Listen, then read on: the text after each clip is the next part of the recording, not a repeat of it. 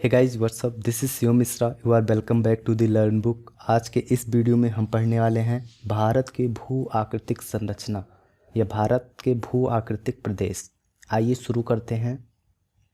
भारत की भू आकृतिक संरचना। धरातलीय विभिन्नताओं के आधार पर भारत को निम्न भू आकृतिक विभागों में बांटा जा सकता है। धरातलीय विभिन्नताएं जो हैं ये किसी भी स्थान की भूवैज्ञानिक संरचना, प्रक्रिया और विकास की अवस्था का परिणाम है। तो इनके आधार पर आइए देखते हैं कि किन भू आकृतिक विभागों में भारत को बांटा गया है। पहला है उत्तर तथा उत्तर पूर्वी हिमालय। यहाँ इसके साथ में आप मैप में भी देखते चलेंगे तो इसका विस्तार कहाँ पे है ये भी थोड़ा आपके दिमाग में एक विजुअल बनता चलेगा। दूसरा है उत्तरी भारत का विशाल मैदान। तीसरा है भारतीय मरुस्थल और चौथा है प्रायद्वीपीय पठार। पांचवा है तटीय मैदान। छठवां है भारत के द्वीप समूह। अब आइए इनमें से हम उत्तर और उत्तर पूर्वी हिमालय को डिटेल में पढ़ते हैं। सबसे पहले हम एक बार रिवाइज कर लेते हैं कि किन भू आकृतिक विभागों में बांटा गया है भारत को।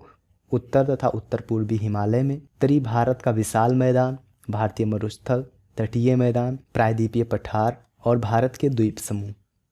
अब हम सबसे पहले उत्तर तथा उत्तर पूर्वी हिमालय को पढ़ते हैं। उत्तर तथा उत्तर पूर्वी हिमालय, इसका विस्तार उत्तर पश्चिम में जम्मू कश्मीर से लेकर पूर्व में अरुणाचल प्रदेश तक है। यहाँ जम्मू कश्मीर से लेकर के इधर अरुणाचल प्रदेश तक इसका विस्तार है और यह लगभग 25,000 किलोमीटर की लंबाई में फैला हुआ है। इसकी रचना टर्शियरी काल के अल्पाइन भू संचलन के कारण हुई है और यह पूर्व की अपेक्षा पश्चिम में अधिक चौड़ा है। जैसा कि आपको इस चित्र में भी समझ में आ रहा होगा कि जो पश्चिम में इसकी चौड़ाई है ये ज़्यादा अधिक है पूर्व की तुलना में। पूर्व की तुलना में इसकी चौड़ाई कम है और पश्चिम में इसकी चौड़ाई अधिक है। पश्चिम में इसकी चौड़ाई लगभग 400 किलोमीटर तथा पूर्व में इसकी चौड़ाई लगभग 160 किलोमीटर है। इसका प्रमुख कारण पूर्व में अभिसारी सीमांत पर दबाव बल का अधिक होना है। पूर्व में दबाव बल अधिक होने के कारण पूर्वी पर्वतीय क्षेत्र अधिक ऊंचे हैं। यहाँ पे एक बिंदु और आप जानते चलिए कि प्लेट विवर्तनिकी सिद्धांत के अनुसार हिमालय की उत्पत्ति यूरेशियन प्लेट में टेथिस सागर के अवसादों में वलन पड़ने के कारण हुई है। उत्तर से दक्षिण की ओर फैले उत्तरी पर्वतीय प्रदेश को निम्नलिखित भागों में बांटा जा सकता है। ट्रांस हिमालय, ये 4 समानांतर श्रेणियों में विस्तृत है। तो जो सबसे ऊपर वाली जो श्रेणी है उसको ट्रांस हिमालय के नाम से जाना जाता है और ये जो ट्रांस हिमालय है इसी में काराकोरम, लद्दाख, जास्कर ये श्रेणियाँ ट्रांस हिमालय में ही अवस्थित हैं। दूसरा है बृहद हिमालय या आंतरिक हिमालय। सबसे जो उत्तरी श्रेणी है वो है ट्रांस हिमालय। उसके ट्रांस हिमालय के जो दक्षिण में स्थित श्रेणी है उसे बृहद हिमालय या आंतरिक हिमालय के नाम से जाना जाता है।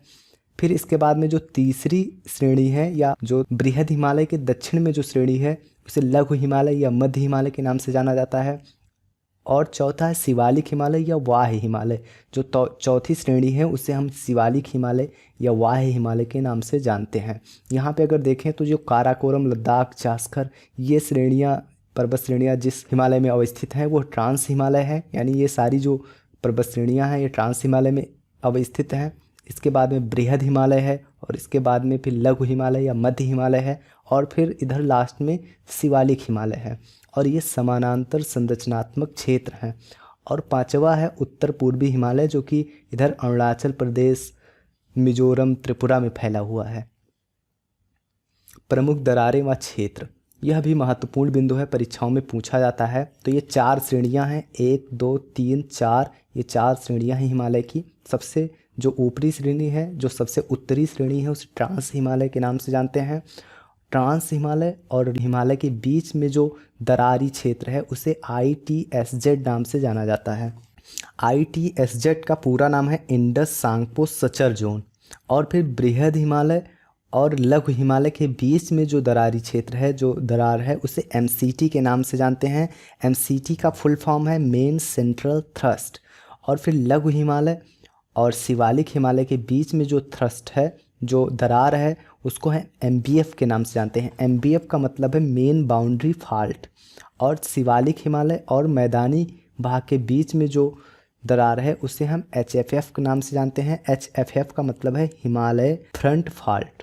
तो ये 4 प्रमुख दरारें हैं जो एग्जामिनेशंस में बार बार पूछी जाती हैं, यह भी याद होना चाहिए। तो ट्रांस हिमालय और बृहद हिमालय के बीच में है ITSZ, बृहद हिमालय और लघु हिमालय के बीच में है MCT, और लघु हिमालय और शिवालिक हिमालय के बीच में है MBF, और शिवालिक हिमालय और मैदानी भाग के बीच में है HFF।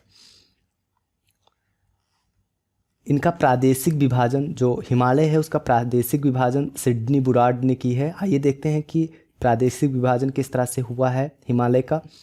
तो प्रादेशिक विभाजन में सबसे पहला है पंजाब हिमालय। पंजाब हिमालय सिंधु नदी और सतलज नदी के बीच में स्थित है। इधर सिंधु नदी बहती है और यहाँ पे सतलज नदी, तो सिंधु और सतलज नदी के बीच में जो हिमालय है उसे पंजाब हिमालय या कश्मीर हिमालय के नाम से जानते हैं।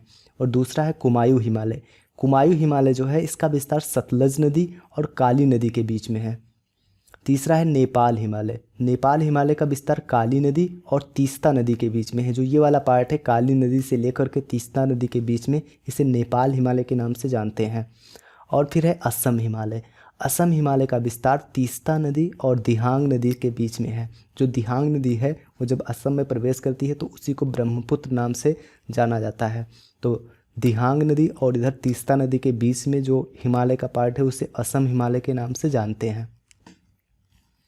तो प्रादेशिक विभाजन मुख्यतः 4 हैं हिमालय के। पहला है पंजाब हिमालय, दूसरा है कुमायूं हिमालय, तीसरा है नेपाल हिमालय और चौथा है असम हिमालय। पंजाब हिमालय का विस्तार सिंधु नदी और सतलज नदी के बीच में है, और कुमायूं हिमालय का विस्तार सतलज नदी से काली नदी के बीच में है। नेपाल हिमालय का विस्तार काली नदी से तीस्ता नदी के बीच में है, और असम हिमालय का विस्तार तीस्ता नदी से दिहांग नदी के बीच में है। हमने उत्तर से दक्षिण की ओर उत्तर पर्वतीय प्रदेश को जिन भागों में बांटा है उनमें से ट्रांस हिमालय, बृहद हिमालय, लघु हिमालय, शिवालिक और उत्तर पूर्वी हिमालय हैं। अब आइए हम देखते हैं कि जो ट्रांस हिमालय है उसके बारे में जो महत्वपूर्ण तथ्य हैं जो परीक्षाओं में पूछे जाते हैं उनसे परिचित होते हैं।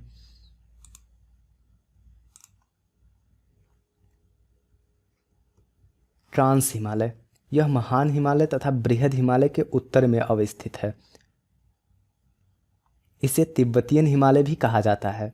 जो ट्रांस हिमालय है यह महान हिमालय या बृहद हिमालय के उत्तर में स्थित है। जो इधर वाली रेंज है यहाँ पे, इसे हम ट्रांस हिमालय के नाम से जानते हैं। ट्रांस हिमालय में ही काराकोरम, लद्दाख और जास्कर ये श्रेणियाँ अवस्थित हैं। तो इसके अंतर्गत ये लद्दाख, जास्कर, कैलाश आदि पर्वत श्रेणियाँ आती हैं। ट्रांस हिमालय की सबसे ऊंची चोटी गार्डविन ऑस्टिन K2 8611 मीटर जिसकी ऊंचाई है, जो भारत की सबसे ऊंची तथा विश्व की दूसरी सबसे ऊंची चोटी है, अवस्थित है।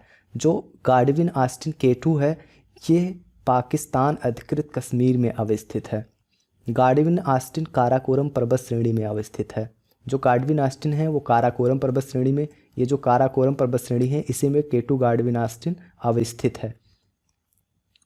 काराकोरम श्रेणी पश्चिम में पामीर की गांठ तथा पूर्व में कैलाश श्रेणी तक फैली हुई है। जो काराकोरम श्रेणी है यहाँ ऊपर यहीं पे पामीर की गांठ है, यहाँ से कैलाश पर्वत श्रेणी तक जो काराकोरम श्रेणी है वो फैली हुई है।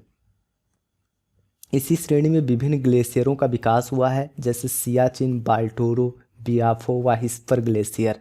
जो ग्लेशियर वाला वीडियो हमने रिकॉर्ड किया है, आप जब उसे देखेंगे तो और भी जो हिमालय के ग्लेशियर्स हैं उनको आप जान पाएंगे। तो आप अगर आपने वो वाला वीडियो नहीं देखा है तो आप उसे देख लीजिए।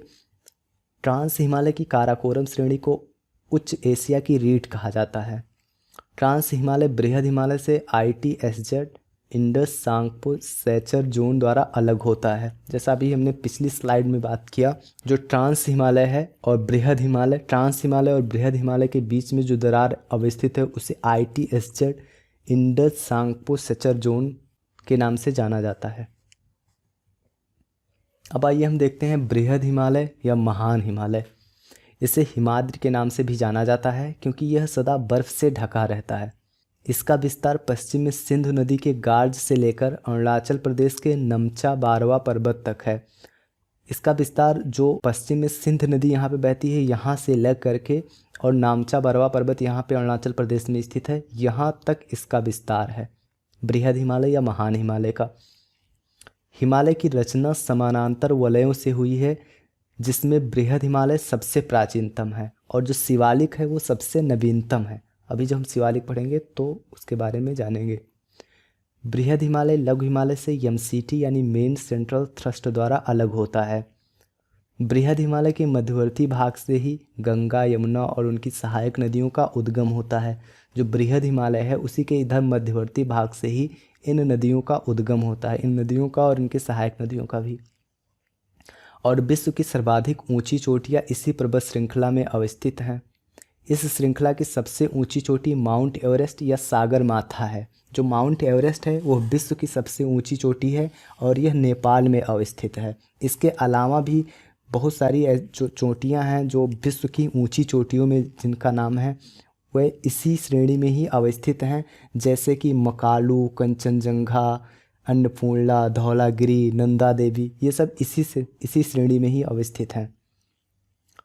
तो आइए देखते हैं जो बृहद हिमालय में अवस्थित प्रमुख चोटियां हैं वे कौन कौन सी हैं। माउंट एवरेस्ट जिसकी ऊंचाई 8848 मीटर है, जो कि विश्व की सर्वोच्च शिखर है। फिर कंचनजंगा, यह पूर्णतः भारत में स्थित भारत का सर्वोच्च शिखर है। और फिर है मकालू, धौलागिरी, नंगा पर्वत, अन्नपूर्णा, नंदा देवी, नामचा बरवा, केदारनाथ।